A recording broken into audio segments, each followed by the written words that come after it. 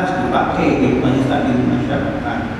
Cuma memang permasalahan di kita itu tentang kualitas hadis, baik diselidiki sanad yang meriwayatkan hadis atau matan isinya itu jarang dikupas.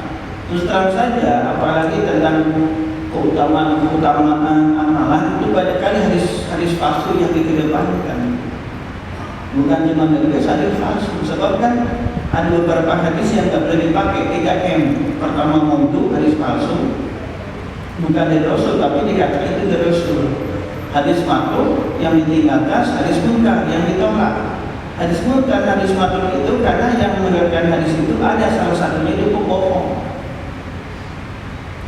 atau melakukan dosa besar, kan itu sudah dikatakan di situ matruk ditinggalkan. Meskipun urutannya misalnya sampai 6 urutan semuanya orang soleh, satu saja pembohong udah dicoret dari itu.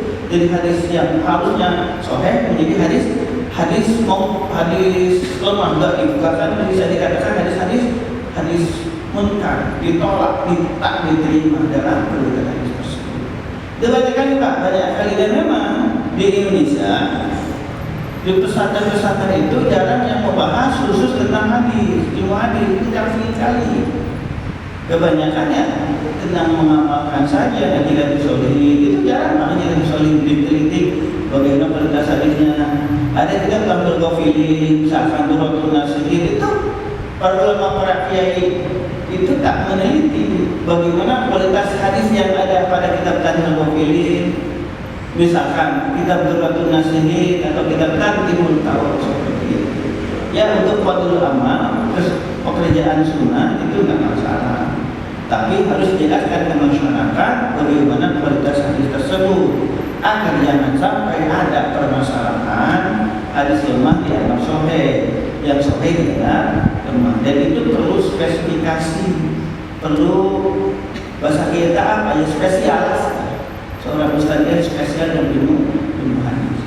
Diteruskan juga di mata Allah Subhanahu wa taala. Apa itu adil? Kalau adil, Pak. Adil menurut Syekh Yusuf Qaradawi adalah wa yu'ti kulladzi haqqin haqqahu, memberikan segala sesuatu kepada yang berhak. Karenanya adil jangan di mata Allah ada beberapa definisi. Al-adlu wa al-musawwat. Pertama, adil itu adalah sama. Maksudnya apa? Adalah sama dalam memberikan sesuatu, timbangannya terutama filum dalam hukum.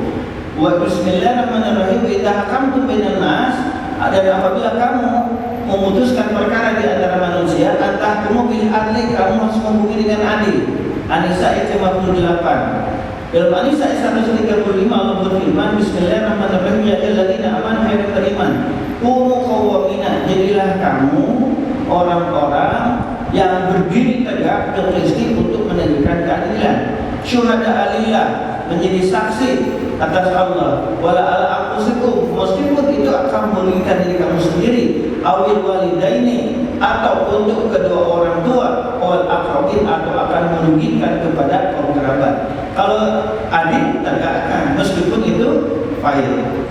Yang bayar kepada Allah Subhanahu wa taala. Yang kedua, ini ada dalam hukum, Pak.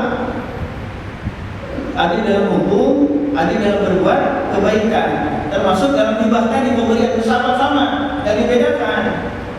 Kalau misalkan kita punya 2 anak, kalau anak itu dikasih misalkan lebaran gitu, dikasih baju, maka anak pertama itu kasih baju. Kalau berikan sepatu dengan baju misalkan, itu berikan semuanya plus duit dikasih, jangan dibedakan. Kalau dibedakan, ini ada kasus. Ini kisahnya kita nggak cerita orang jauh, Pak, di Batam ceritanya. Jadi orang tua itu tak adil dalam memperlakukan anaknya. Nah, jangankan dulu masih hujan, sudah menikah pun, kalau lebaran pulang kampung, itu ke orang tuanya hanya nengok, Pak. Pulang misalkan 14 hari, ke bapaknya, ke ibunya, ibu bapak ibu kandung itu cuma 2 malam, kadang cuma semalam, datang Senin, Selasa pulang. Tapi tinggal di mertuanya, karena mertuanya sayang ke dia, lebih lama tinggal di mertuanya. Bahkan kalau pulang ke mertuanya nggak mampir ke orang tuanya. Saya tanyakan ke saudara-saudaranya, Kan itu kan banyak konsultasi ke rumah tentang masalah itu. Kenapa orang bimbel seperti itu? Memang itu Ustaz. Orang tua itu sangat pilih kasih.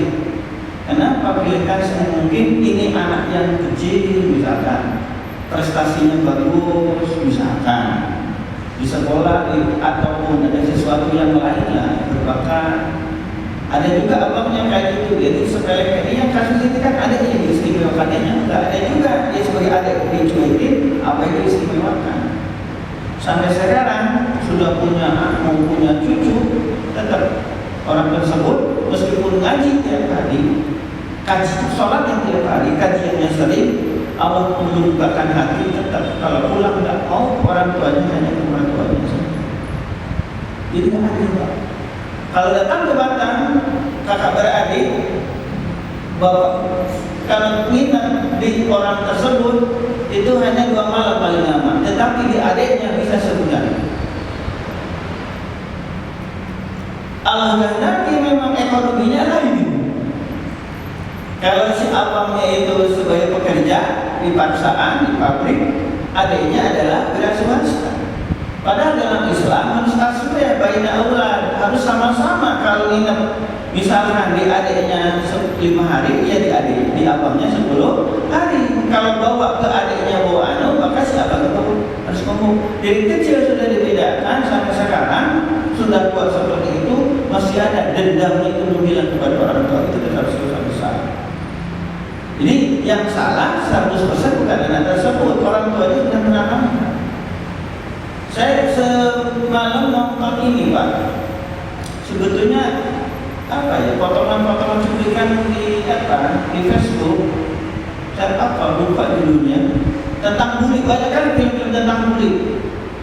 Si anak ini sering dipindahin sekolahnya SMA, sering membuli orang, berani bapaknya saya kan gitu, tapi jahat di sekolah. Nah setelah diceritakan ke belakang flashback atau cerita terjadi, bapak tirinya itu jahat, pengusaha tapi jahat.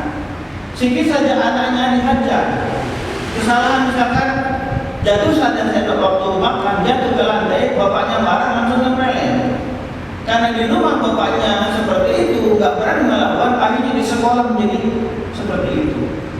Jadi anak yang diperlakukan tidak adil di rumah, nggak berani melawan kepada orang tuanya, nanti ketika keluar dari rumahnya, meskipun bekerja akan menjadi orang-orang yang tak bisa mengendalikan emosinya, jadi sakit, jadi sangat.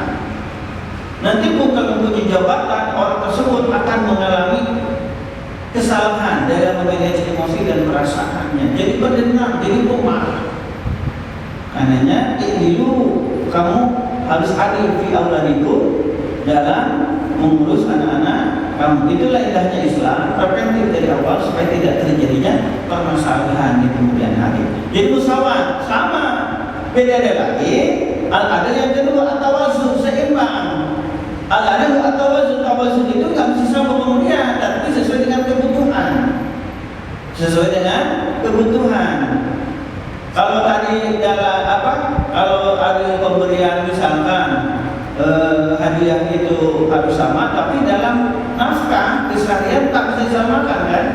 Anak yang masih SD dengan anak kita yang sudah SMP atau SMA, yang SMA dengan kuliah lain kebutuhannya.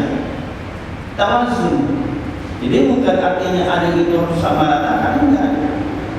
Termasuk, nah ini tentang ayat poligami. Ini ayat ini senang laki-laki keduanya, dan senang aja dunia, tapi kemampuan tak ada. Kata Pak apakah kemampuan finansial, apakah kemampuan untuk menghiaskan istrinya, tak ada. Jadi banyak laki-laki hanya menghayal saja. Jadi banyak lah Pak, bukan orang biasa Pak. Ustaz pun sama.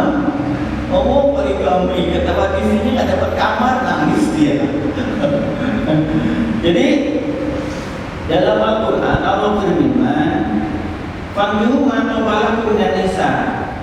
Fanjuhu nikahilah oleh kamu ma tabalakum minan nisa, perempuan yang kamu yang menyenangkan kamu. Jadi tidak ada syarat istri muda itu harus janda, punya anak banyak, tak ada. Ma tabalakum yang menyenangkanmu, gadis, paron ting-ting, kan gitu. Silakan. Gak ada syarat dari istri dua, tak ada. Tak ada. Tapi kalau tujuan rumah tangga untuk menjadikan keluarga yang sakinah mawaddah warahmah, harus aku jangan sampai sembunyi-sembunyi nikah. Itu tak bagus dari awal, bermasalah, terbuka.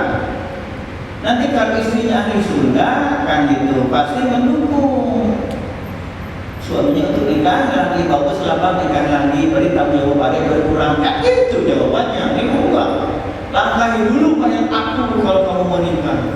Ada anekdot Pak, ada anekdot. Istrinya meninggal. Nah si suami bilang, Pak Ustaz, ya kenapa saya minta izin? Kenapa? Mau melangkahi bayar istriku 3 kali. Kenapa begitu? Sebab istriku bilang, kalau kamu mau nikah lagi, langkahi bayarku 3 kali. Gitu, aku langkahi. Itu emang kayak omongan kayak gitu, tapi hati-hati. Mas nama sholat sarba 2 atau 3 atau 4 silahkan. Wa in khiftum alla ta'dilu, kalau kamu tak bisa adil, wahidatan satu saja. Makanya ulama mengatakan nikah itu dasarnya hanya kepada satu perempuan, tidak poligami. Adil itu dan 2 hal, bukan dalam perasaan. Al-adlu fi nafaqah, adil dalam memberikan nafkah, itu enggak musawat enggak Pak, tapi tawazun. Istri tua punya anak 3, istri muda pun punya anak. Dalam hal ngasih nafkah harus beda. Dan kedua, bilqismi, dalam hal kilir, dalam hal tidur. Gak bisa istri yang pertama karena sudah turun masjid 4 kali sudah gitulah. Nah, sedangkan istri muda masih grace, seminggu di sana. Istri itu adalah seimbang sesuai dengan kebutuhan. Itu harus kita tekankan. Kita tekankan belum saya tutup. Panjang permasalahannya, tapi disingkat saja. Bagaimana cara menghadapi keluarga yang baik? Pelajarannya seperti apa? Silakan Bapak Ibu yang dirahmati Allah untuk membuka surat Luqman ayat ke-13 sampai ayat ke-19. Ini pembahasannya besok ya, waktunya dengan cukup. Jadi ayat ke-12 sampai ayat 19 adalah bagaimana caranya Allah membina hamba-hambanya dengan ayat Quran ini supaya menjadi orang-orang yang soleh. Allahumma shalli ala sayyidina Muhammad amin ya Allah ya rabbal alamin. Allahumma fir lana dzunubana wa li walidina warhamhum kama rabbayana saghira.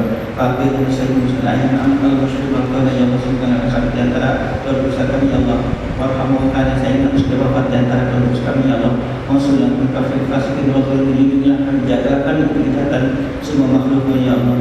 Muliakanlah Islam ya Allah. Berikanlah kemenangan kepada saudara kami yang sedang berjuang untuk merebut kemerdekaannya, untuk menyambut kebebasannya dalam melaksanakan ibadah kepada-Mu ya Rabbana. Wabil khususnya berikanlah kemenangan kepada rakyat Palestina ya Rabbana. Hancurkanlah orang-orang yang menzalimi mereka ya Rabbana. Jadikanlah orang yang meninggal dari muslimat Palestina yang wafat sebagai syuhada. Rabbana atina fid dunya hasanah wa fil akhirati hasanah ya Rabbana. Berikanlah kepada kami ilmu yang bermanfaat sehingga kami oleh kepada Rasul mencintai Rasul menyebabkan kami begini. Berikanlah kepada kami berkah untuk beribadah kepada-Mu ya Allah, tanpa ada kesusahan, tanpa ada bahaya yang mengintai di dalamnya ketika kami meraih gapai karunia-Mu ya Allah. Wafatkanlah kami semua, keluarga besar kami hari di sini ya Rabbana. Keluarga besar yang sudah sholat di tempat ini, yang sudah mewafat anaknya untuk berkirim ya Rabbana. Wafatkanlah kami semua dalam keadaan husnul khatimah. Berikanlah kami dalam keadaan husnul khatimah. Rabbana atina fid dunya hasanah berdasarkan benar-benar kubulkan doa kami dan cepat memberkatkan puasa kepada kami. Wassalamualaikum warahmatullahi wabarakatuh. Alhamdulillahirabbil alamin. Subhanakallahumma wa bihamdika asyhadu an la ilaha illa anta astaghfiruka wa atubu ilaik.